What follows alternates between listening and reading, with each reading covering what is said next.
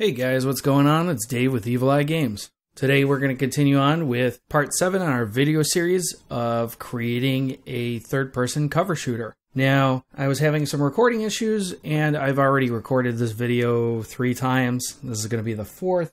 Hopefully the 4th will be the charm. We'll see how that pans out. So, that being said, I already made some changes, and they aren't the easiest to reverse, so I'm just going to highlight a few of the changes that I ended up making and how to go about doing them. First thing we're going to do is we're going to go into our character and we're going to open up our player controller. And the first thing you'll notice is I cleaned up the move input quite a bit here. There was a bunch of calculations that we did to create the move forward and the move right. In order to clean this up, I created a new function. So over to the left here under functions, I clicked the little plus function button to create a new function, and I called it calculate movement. So in the calculate movement function, first and foremost, I made it a pure function. So in the details pane over here to the right, there's the checkbox for pure, and make sure that's checked. And then I created 2 inputs, a move forward input and a move right input, and 2 outputs for the move forward and move right. Then I copied all of the calculation that we did before from our event graph, and I pasted it in here, and then connected up the appropriate inputs. So the move forward input goes to the top 2 multipliers we had. The move right input goes to the bottom 2 multipliers we had. And then the output here, the top addition went to the move forward, and the bottom addition went to the move right. Next, I went into the player character, and in the take cover event here, there was a second branch that came off of the false input from our first branch, and I noticed that it was redundant, where the set is taking cover was set to true if the branch was true and false if the branch was false. So instead of having that branch in place, I just directly connected our logic check here directly into the set is taking cover variable.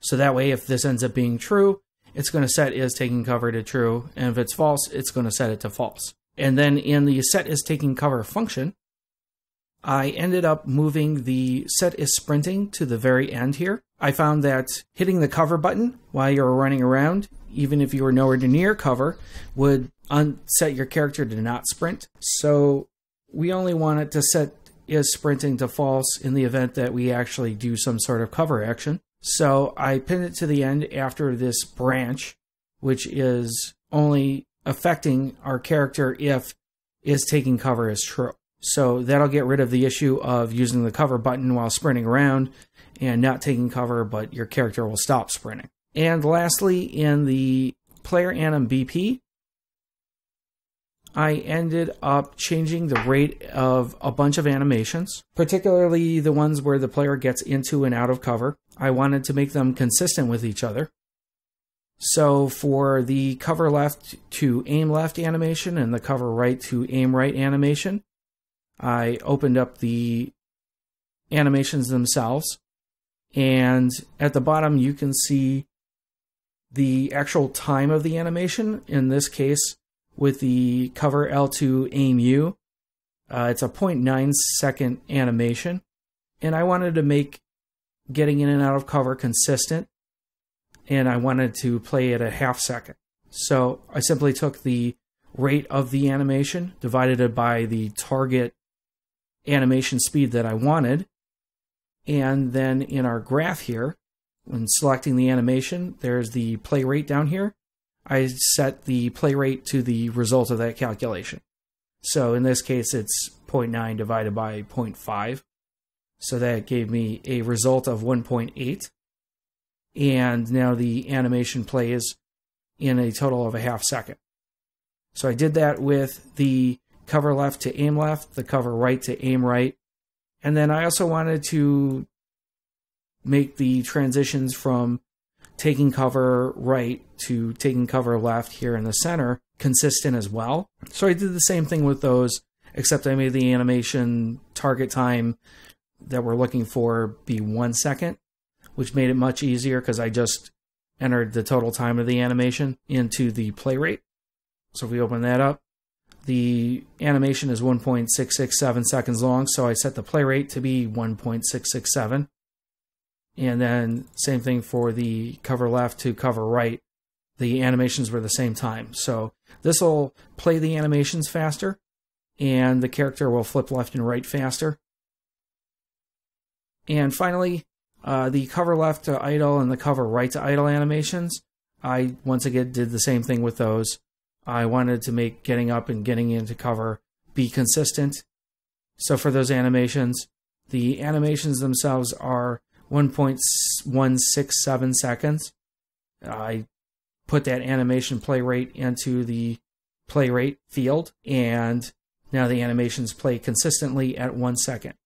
So for the take cover, the cover right to idle and the cover left to idle, those have all been equalized, so they both take 1 second to get into cover and to get out of cover. And the last thing I did was I cut down the animation for the idle animation, because the idle animation for a character, he wobbles around a lot, and I don't think it looks very good.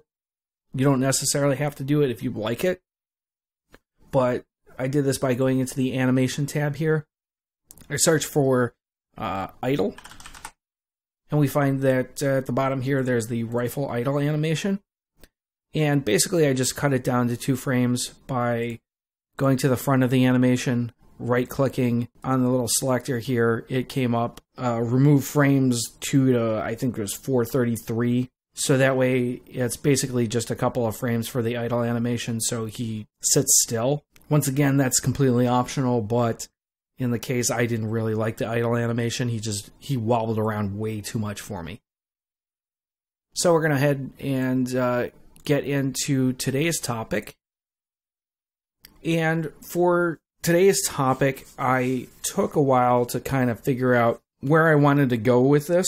At first I considered adding more animations in and getting our character to climb over objects, to climb up, and to pop out of cover, because those animations are available to us in this animation pack. But one of the things that you can get easily trapped in, especially in the early stages of trying to develop a game, is getting stuck on all of these added features and whatnot that aren't necessary to make the game play. At this point, we're trying to create a prototype. And when creating a prototype, you want the bare bones, basic, minimal features that you need to make the game playable. So in this case, with a third-person cover shooter, we need our player to take cover, we need our player to shoot at the enemy, and we need our player to be able to shoot from cover. Those are the very basics of what we need to create a functioning prototype in this case. So I decided to skip the movement for now, and it's something we can come back with later. But when you're trying to create a prototype, you basically just want to make a playable game as fast as possible with just the bare necessities to make it playable. So that being the case, we already have taking cover taken care of, and we partially have taking cover and shooting from cover taken care of. So the real big thing we need to tackle in the meantime is shooting. So in order for us to start shooting a weapon, we need to have a weapon in the first place. So the first thing we're going to do is I'm going to go ahead and migrate those weapons into our project. So in this particular case, I wanted to use the Sci-Fi Weapon Silver Pack. So from our Unreal launcher in the library here, we want to go ahead and with the Sci-Fi Weapon Silver, click on Add to Project. And we're going to go ahead and select our project and click on Add to Project. Now, I already added those earlier because I had previously recorded this video, so it came up with that prompt to overwrite, but you guys won't have that. So we'll go back into our project, and it isn't quite showing up right now, so let's try restarting our project. Alright, so our Sci-Fi Weapons Light folder is in place. If we take a look in here, it has a folder for FX, different pickups, sounds, and the actual weapons. And there's this overview map that's included with this. We don't really need that, so I'm going to go ahead and delete that overview map. And I want to go ahead and create a new folder. And we're going to call this folder Weapons. And I'm going to go ahead and drag and drop the Sci-Fi Weapon Light into the Weapons folder. And we're going to move the folder there.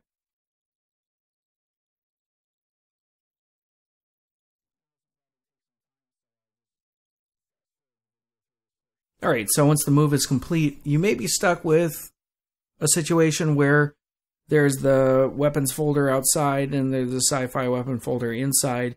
We can just go ahead and delete this folder. And if it prompts you to force delete, that's alright. We're going to click on force delete.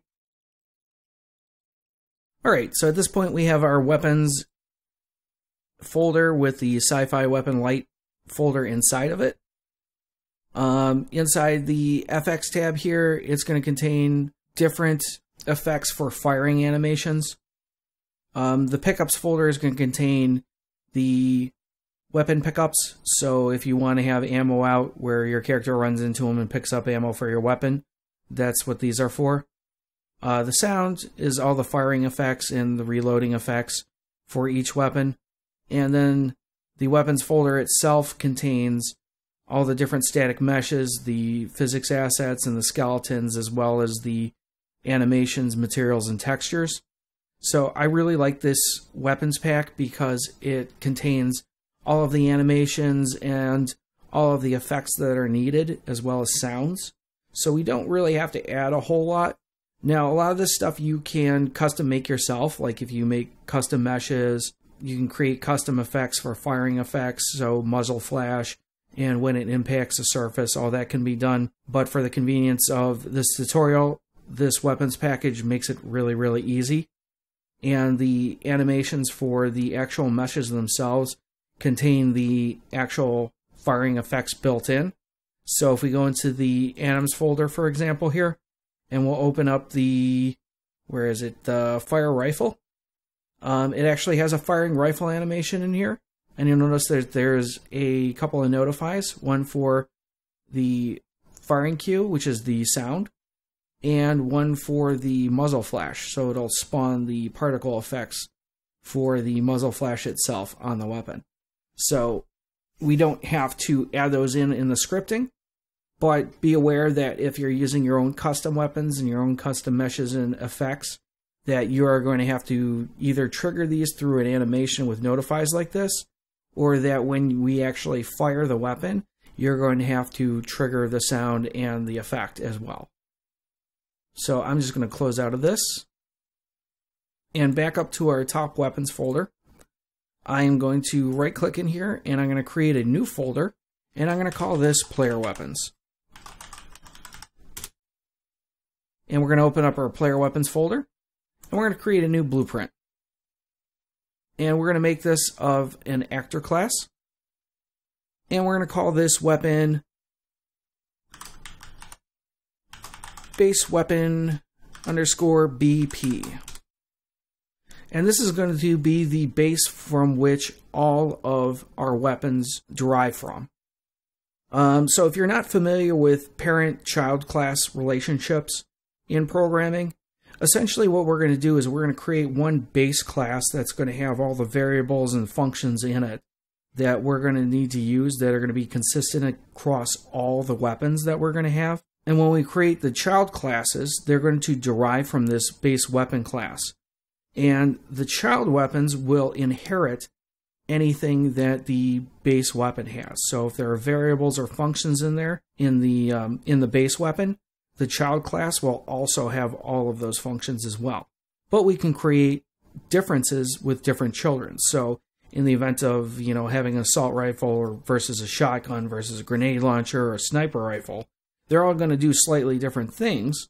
So they're going to have different animations, different particle effects, different sounds that go along with them.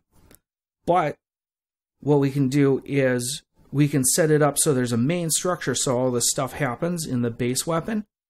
And then we can edit those different variables in the child class. So they're all going to follow the same kind of structure and the way they work. And they're going to all inherit all of these same functions and variables from the base weapon class, but it'll give us the ability to change the variables for different weapons instead of just creating copies of the same thing over and over. We're going to start that off by double-clicking on the base weapon here.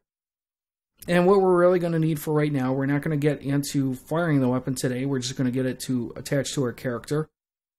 So we are going to need a mesh for it. So in the Add Components, I'm going to search for Mesh. Now the meshes that come with this weapons pack are animated meshes, so they are skeletal meshes. Whereas if you created a custom weapon without animations, you would have to use a static mesh instead. But for our purposes, we're going to select the skeletal mesh, and we're going to call this weapon mesh. And then over to the right in the details plane, we're going to have to add in our weapon mesh. And I'm going to start out with, in this case, the white assault rifle. So if we select that, it adds the static, or in this case, the skeletal mesh of our weapon in place here. So we're going to go ahead and hit compile and save, and we can close out of this. And we're going to create our actual assault rifle blueprint while we're at it. So if we right click on our base weapon, and at the top there's the option for Create Child Blueprint Class. You click on that. We're going to name it Assault Rifle BP. And you'll notice here, if we open up this Assault Rifle BP, it automatically inherited the fact that it has a weapon mesh in here. Well, it's a skeletal mesh that's named weapon mesh. So it inherited that property from the base weapon blueprint. So we can go ahead and save everything. And the next thing we're going to have to do is we're going to have to attach this weapon to our character itself. So in order to do that, we're going to need to open up our character and our anim BP. And we're going to need to first go into the skeleton tab at the top here. And we want to anchor this weapon to his right hand. Now, one other thing to note in here is the UE4 mannequin actually provides IK bones. I'm not going to get into IK bones right now, but these are really, really handy to use. So if you're designing a skeletal mesh for a character, you're probably going to want to include the IK bones. And what these can do for you is, say you have a animation where your character throws a grenade with his right hand. If you have your weapon attached directly to the right hand, when he goes back and throws the grenade, he's going to have his weapon travel with his hand. But with these IK bones, what you can do is you can have this, basically it's an invisible bone of where his hand would be during an animation of holding his rifle. So when his hand reaches down to grab a grenade and then throw it, you can have this IK bone in place where the weapon would be if he was normally holding it, and he can essentially let go of the weapon, grab a grenade, and throw a grenade. It's also useful for reload animations, and there's a whole ton of stuff you can do with these IK bones. So if you're designing animations and a skeletal mesh, one thing to keep in mind is it's always handy to have those IK bones in place so that you can use them later down the road.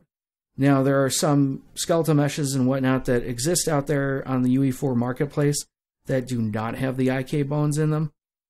So for the purposes of this tutorial, I'm not going to use the IK. If you are planning on using the IK bones, instead of attaching it directly to our character's hand, you can actually attach it to the IK hand right here. We're going to go ahead and attach a socket to our character's hand that our weapon is going to actually attach to. So we're going to look for the hand underscore R up here, and that says right hand bone. And we're going to right click on it, and we're going to go ahead and select Add Socket. And we're going to have to give this socket a name, so I'm going to name it weapons socket. And with these sockets, you can add sockets all over the character for different purposes. And you can use the sockets to attach meshes or objects to the character. So they're very handy for doing a bunch of different things. Like if you wanted to stow a weapon on the back of the character, you can use a socket to do that as well. But then we're going to need to arrange the socket. So to see what I'm talking about, we're going to right-click on the socket. And we're going to add a preview asset here. And I'm going to search for rifle. And we have the skeletal mesh for the white assault rifle. So if I click on that, it attaches it to the character, but the socket is oriented wrong in relation to the weapon itself. So we're going to need to manipulate that socket so it looks like the character is actually holding the weapon. In order to manipulate the socket, for whatever reason in Unreal Engine, you need to actually have an animation playing. So we're going to go over to the animation tab, and I'm going to use the first one here, the aim CC, which is him aiming in the center. So now that we have an actual animation playing, I'm going to go over to our skeleton. I'm going to select our weapon socket, and we now have the ability to manipulate the socket, rotating it and moving it around. So we're just going to rotate and move this socket so that our player looks like he's actually holding the weapon.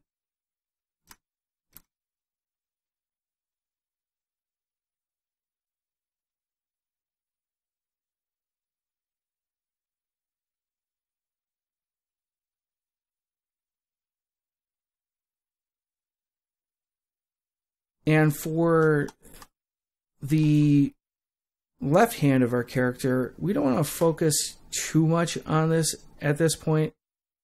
We just kind of generally want to make it look like he's holding the weapon in the right direction, and it lands about right for the character's hand.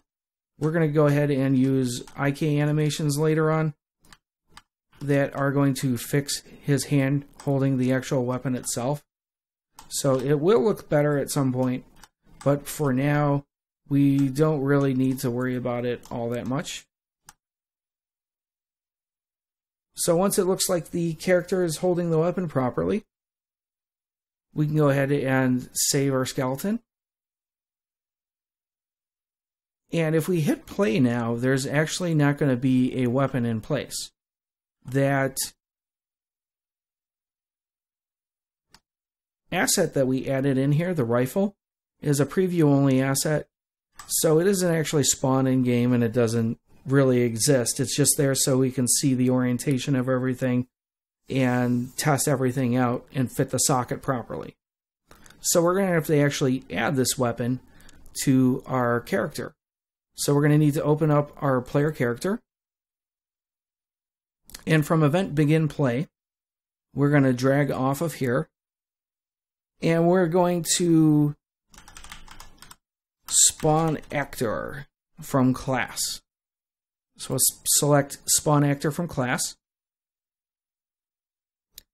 And under the class here, we're going to search for the base weapon, BP, that we created earlier. And I'm going to go ahead and promote this to a variable. And I'm going to call this variable weapon to spawn. Now, we created this off of the base weapon for a specific reason, and if we compile it, we can go ahead and change the default value of the weapon to spawn. Reason being is since we have that parent-child relationship between the base weapon and all of the other weapons, if we set the variable to be of type base weapon, you can also use any of the variables or any of the classes that are children of that base object type. So if we select the weapon to spawn here and we search for rifle, we'll get our assault rifle under there. And we can set this to be our assault rifle. And in the future, if we create more weapons, we can change those weapons here within that weapon to spawn variable, without it throwing error of saying, like, if you were to create this as an assault rifle type weapon and later on you're like, I want to create it to be a shotgun. and they're not derived from the same parent class, you wouldn't be able to do it without it throwing an error for this variable. So we're going to need to get our location information for the weapon on where it's going to spawn to.